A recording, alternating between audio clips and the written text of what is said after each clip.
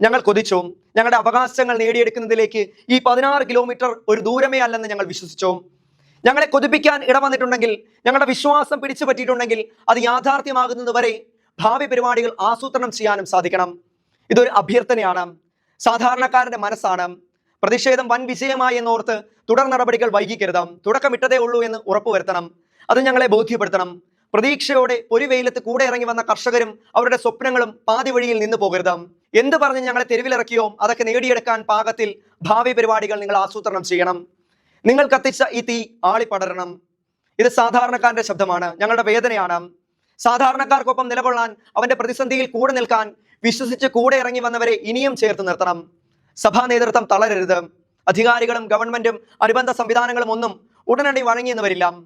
വിഴിഞ്ഞം സമരം തകർത്തെറിയാൻ ശ്രമിച്ചതുപോലെ ഇവിടെയും നമ്മളെ തകർക്കാനുള്ള വഴികൾ അവർ നോക്കിയേക്കാം. പക്ഷേ നമുക്ക് ഒരുമിച്ച് നിൽക്കാം, ഒരുമിച്ച് നീങ്ങാം.